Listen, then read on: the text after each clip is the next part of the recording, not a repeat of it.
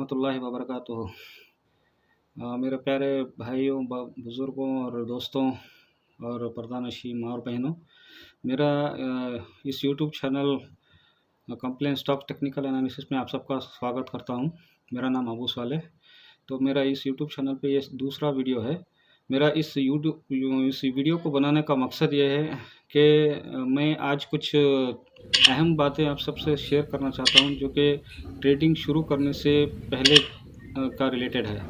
तो सबसे पहले देखिए कि हमें कुछ बातों का हमेशा ये ख़याल रखना है कि हम जब भी स्टॉक मार्केट में जब ट्रेडिंग करने के पर्पज़ से उतरते हैं, तो हमें कोई ऐसा पैसा नहीं लाना है जो कि कहीं से आपने ख़र्च करके लाया या कहीं पे आपने इंटरेस्ट पे लाया। इंटरेस्ट पे तो हरगिज़ ही नहीं ला सकते आप, क्योंकि वो हराम है ना। तो हराम का पैसे से आप हलाल रोटी का एक्सपेक्ट भी नहीं कर सकते। तो इसलिए मैं क्या बोलने वाला हूँ कि आप जो भी पैसा लाएँगे, तो वो पैसा ऐसा होना चाहिए कि आप उस पैसे को कहीं पे, जैसे कि बैंक में रखा है, उस पैसे को आप ला के कई महीने, कई सालों से बैंक में रखा है और उस पैसे का आप चाहे तो आप स्टॉक मार्केट में इन्वेस्ट करके पैसा हलाल कमाई कमा सकते हैं। और दूसरा ये है कि आप कहीं भी रखा हो, चाहे कैश में हो, कहीं भी कैसे भी रखा हो, तो उस पैसे को आप लाके आप इन्वेस्टमेंट कर सकते हैं, ताकि आप हलाल कमाई के हकदार बन सकें। तो दूसरा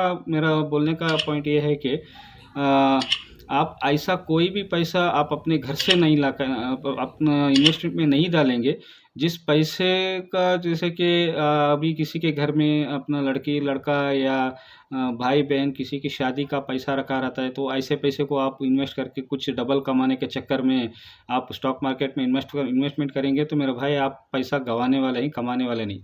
तो इसलिए मैं बोलता हूँ कि आप जो घर में ज़रूरत के तहत जो भी पैसा रखा रहता है, उस पैसे को आप इस्तेमाल मत कीजिए। और दूसरा है कि बच्चों का एजुकेशन पर्पज़ जो पैसा रखते हैं, उस पैसे को भी आप उस पैसे का भी आप ट्रेडिंग में इन्वेस्ट नहीं कर सकते।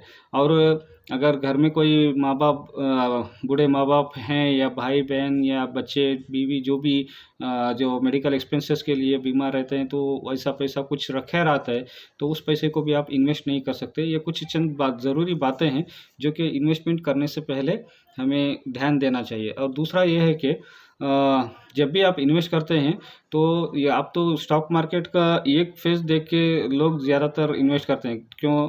कोई कहा कि ये स्टॉक का प्राइस हर दिन बढ़ रहा है, हर वीक बढ़ रहा है, तो इसमें हम खरीद लेंगे, तो इसमें हम इन्वेस्ट करेंगे, तो पैसा हमें बहुत जल्दी रिटर्न्स मिलेंगे बोल के। जबकि वो एक फेज़ तो वो किसी के कहने पे, किसी के टिप्स पे अगर आप ऐसा इन्वेस्ट कर रहे हैं, तो एक ना एक दिन आप फँस जाएँगे। तो ठीक है, तो एक दो बार आप कमा भी लिया, तो उसमें कोई बड़ी बात नहीं है। वो ज़्यादातर जब भी प्राइस क्या है ना, जब जो ऊपर जाता है स्टॉक मार्केट में, तो कहीं न कहीं वो रुक के वहाँ से नीचे की तरफ प्राइस नीचे गिरने का चांसेस रहता है।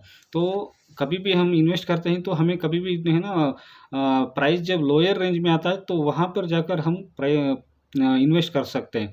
अब जब लोअर पे है तो इन्वेस्ट करना है, और जब प्राइस हाई जाएगा तो हम सेल करना है। तो देखिए, एक मार्केट का एक तो फेस है फंडामेंटल, वहाँ पे आप किसी भी स्टॉक का जैसे कि उस स्टॉक का पी रेशियो क्या है, और उस स्टॉक का जो है कि वो स्टॉक उस स्टॉक का प्रोडक्ट क्या है, उस स्टॉक का जो कंपनी है, वो कंपनी किस चीज़ के ऊपर काम करती है, यानी क्या प्रोडक्ट बनाती है, या और उसका कारोबार क्या है मार्केट में, तो ये देखना ज़रूरी है। और उसके साथ-साथ उसका मार्केट कैप क्या है, ये देखना ज़रूरी है।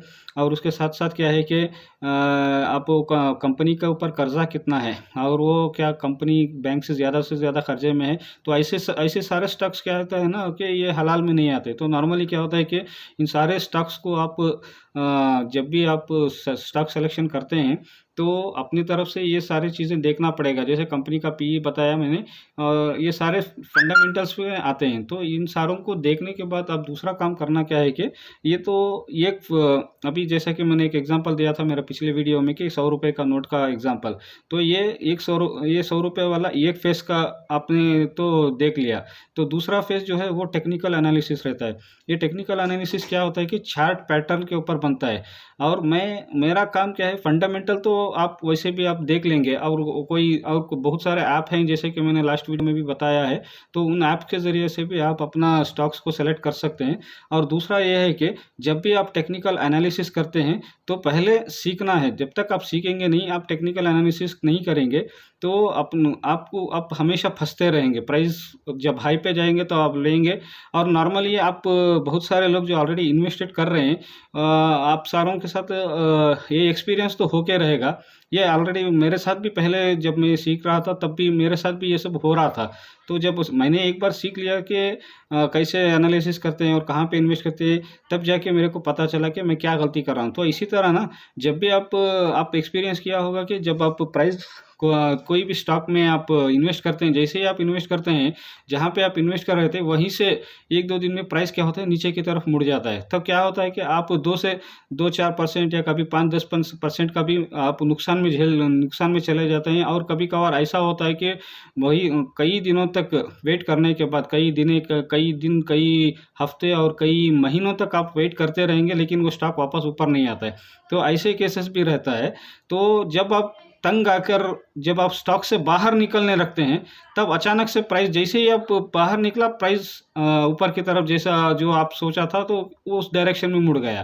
तो ऐसा होता है, आपने बहुत सारे लोग एक्सपीरियंस किया होगा इस चीज़ का।